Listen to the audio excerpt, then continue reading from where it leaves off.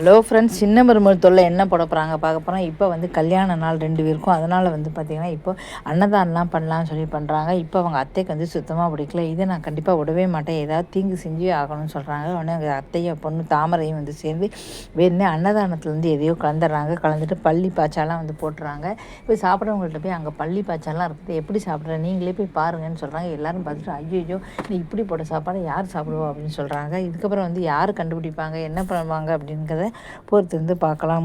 இதுக்கடுத்து வந்து பார்த்தீங்கன்னா சிறகடி காசு சீரியலில் என்ன பண்ண போகிறான்னு பார்க்க போகிறோம். மனோஜ் வந்து இப்போ 30 லட்ச ரூபா கடன் வாங்கியிருக்காரு. அப்போ தான் வந்து பார்த்தீங்கன்னா முத்து வந்து சொல்கிறாரு, இப்படி கடன் வாங்கிட்டே நீ போய்கிட்டே இரு அப்படின்னு சொல்லி, என் கடனை யாரும் அடைக்க வேண்டாம், சொத்தை பிரித்து கொடுத்துருங்க அப்படின்னு சொல்கிறாரு. இதை பார்த்தீங்கன்னா சொத்து அப்பா உயிரோடு இருக்குதுன்னு இது சொத்து கொடுக்க முடியாது அப்படின்னு சொல்கிறாரு. உடனே அண்ணாமலை வந்து நெஞ்சை பிடிச்சா எனக்கு சொத்து வந்தே ஆகணுங்கிறாங்க, பெரிய சண்டை போடுறாரு.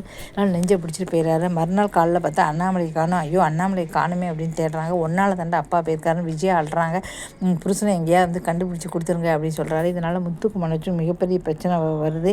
இதுக்கப்புறம் என்ன நடக்க போகுது அப்படிங்கிறத பார்க்கலாம். அடுத்து தென்றலை மெல்ல பேசி அப்படிங்கிற சீரியலில் என்ன போட போகிறாங்க பார்க்க போகிறோம். அதில் வந்து பார்த்திங்கன்னா இப்போ வந்து பரமனுக்கு வந்து கல்யாணம் பண்ணணும்னு அவங்க அம்மா வந்து சொல்கிறாங்க. அப்போ அதனாலாம் கல்யாணம் பண்ணிக்கல அப்படின்னு சொல்கிறாரு.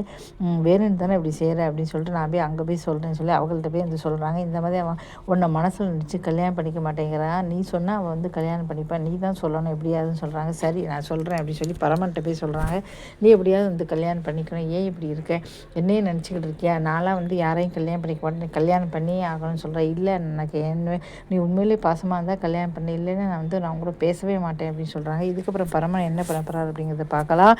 மகாநதி சீரியலில் பாட்டு திடீர் மயக்கி வந்துடுறாங்க. உடனே இந்த பொண்ணு ஓடி வந்து கையை பிடிச்சி பார்த்து எல்லாம் பண்ணி சரி பண்ணுறாரு. இதை பார்த்து வந்து இந்த பொண்ணு மட்டும் இல்லைன்னா பாட்டிக்கு ஏதாவது ஆயிரும் அப்படிங்கிறாரு. உடனே இந்த பொண்ணுக்கு வந்து பார்த்தீங்கன்னா உடனே அவன் பாசம் வருது. காவேரியோட தங்கச்சி தான் வந்து பார்த்தீங்கன்னா பாட்டி இல்லை கூட இருந்து ஹெல்ப் பண்ணுறான்ட்டு. இப்போ 2 குடும்பம் ஒன்று சேரப்போ தான் என்ன அப்படிங்கிறத பொறுத்து வந்து பார்க்கலாம்.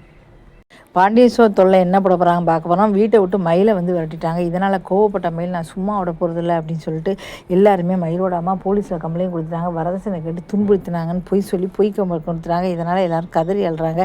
ஐயோ இப்படி ஒரு எல்லோரும் சேசில் கொண்டு வச்சுறாங்க. ராஜியை காப்பாற்றணும்னு சொல்லிட்டு அவள் அண்ணன் சக்திவேல் வந்து 2 அண்ணனும் வந்துடுறான். வந்து இவன் வந்து அப்படிலாம் பண்ணுற குடும்பம் நல்ல குடும்பம்னு சொல்லி வெளியில் எடுத்துடலாம் சொல்லாங்க. ஆனால் வரதட்சணை குடும்பம் அப்படின்னா அது பெரிய கேஸ் அப்படிலாம் ஒன்றும் பண்ண முடியாதுன்னு சொல்கிறாங்க. இதுக்கப்புறம் என்ன செய்ய போகிறாங்க, இங்கே 2 அண்ணனும் வந்து பார்த்தீங்கன்னா என்ன ஹெல்ப் பண்ண போகிறாங்க அப்படிங்கிறத பொறுத்து வந்து பார்க்கலாம். இதுக்கடுத்து ஐயனார் துணை எப்படி சீரியலில் பார்க்க போகிறோம். பல்லவன் வந்து அம்மா வீட்டை விட்டு போயிட்டாங்க. உடனே நல்லா அப்படியே சொல்கிறாங்க, எதுக்காக வீட்டை விட்டு நீங்கள் வந்து ஏன் இப்படி செஞ்சீங்க, எதுக்காக அந்த அப்பா வந்து உங்களை பார்த்தாலே வெறுக்கிறாருன்னு சொல்கிறாங்க, அதை போய் அவர்கிட்ட போய் கேளு அப்படி சொல்கிறாங்க. அப்போ வந்து அவங்களுக்கு வந்து விஷயம் தெரிஞ்சு போச்சு. பல்லவன் வந்து பார்த்தீங்கன்னா இவங்களுக்கு பிறக்கல, அதாவது அவள் அப்பாவுக்கு பிறக்கல, வேறு யாருக்கும் வந்து பிறந்திருக்கா அப்படின்னு தெரிஞ்சு போச்சு. அதாவது அவங்க அம்மாவுக்கும் வேறு ஏதோ புருஷனுக்கு வந்து பிறந்தது தான் பல்லவன், ஆனால் இவருக்கு பிறக்கவே இல்லை, பொய் சொல்கிறாங்க.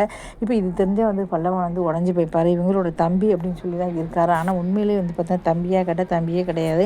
அவங்க அம்மாவுக்கும் வேற யாருக்கும் பிறந்தவங்க தான், இருந்தாலும் தம்பியாக தான் வளர்த்துருக்காரு. இப்போ தான் அவள் அப்பா வந்து உண்மையிலே நல்லவர், அவங்க அம்மா தான் பொல்லாதவங்க அப்படிங்கிறத நிலா தான் நிரூபிக்க போகிறாங்க. இப்போ தான் வந்து தெரியுது. இதுக்கப்புறம் வந்து மகளே மறுமலை தொல்லை என்ன பண்ண போகிறாங்க பார்க்க போகிறோம். மகளே மறுமலை அப்படின்னு தொல்லை என்ன பண்ண போகிறாங்கன்னா, அம்மு வந்து பார்த்தீங்கன்னா நான் தான் அப்படி சொல்ல முடியாமல் லெட்டர் எழுதுகிறாங்க. அம்மு ஒரு ஃபோட்டோ அனுப்ப மாட்டேங்கிறாங்களே அப்படின்னு சொல்கிறாங்க. அம்முக்கு பிடிச்ச ட்ரெஸ்ஸு, அம்முக்கு பிடிக்க தோடெல்லாம் என் காதில் போட்டு அதே மாதிரி நீங்கள் அனுப்புங்க அப்படி சொல்கிறா. இதெல்லாம் வாங்கி அனுப்புகிறாங்க. இப்போ வந்து அவங்க வந்து துளசி வந்து இவரை காதலிக்க ஆரம்பித்தார். இவருக்கு வந்து விஷயம் தெரியாது. இதுக்கப்புறம் என்ன நடக்குதுங்கிறத பார்க்கலாம். பூங்காட்டு திருமா அப்படிங்கிற தொல்லை இப்போ ஆனந்திக்கு வந்து பார்த்தீங்கன்னா அவங்க பெரியம்மா பையனுக்கு நிச்சயம் பண்ணிட்டாங்க. இப்போ குமரன் வந்து ஆனந்தியை காதலிக்கிறாரு. ஆனந்தியை குமரன் வந்து காதலிக்கிறாங்க. ஆனால் ஒருத்தர் சொல்லலை. அவங்க அண்ணன் வந்து இப்போ குமரன் வந்து கேட்டார் வீட்டில் அப்படின்னால குமரன் சமாளித்த முடியாது. அண்ணனுக்கு ஏன் கல்யாணம் பண்ணிக்கூடாதுன்னு சொல்கிறாங்க. ஆனந்தி சரி சொல்கிறாங்க. தட்டு மாற்றி நிச்சயம் பண்ணுறாங்க. உடனே அண்ணன் சந்தோஷப்பட்டு வந்து ஆனந்தி கூட நிற்கிறாங்க. அங்கே குமரன் வந்து அழுதுகிட்டு இருக்காங்க. இதுக்கப்புறம் வந்து பார்த்தீங்கன்னா இவங்களை கல்யாணம் பண்ணிப்பாங்களா, இல்லை வந்து பார்த்தீங்கன்னா இவர் ஆனந்தியோட மனசில் குமரன் தான் இருக்கா தெரிஞ்சு அவங்கள சேர்த்து வைக்க போகிறாங்களா அப்பா அப்படிங்கிறத பொறுத்து வந்து பார்க்கலாம்.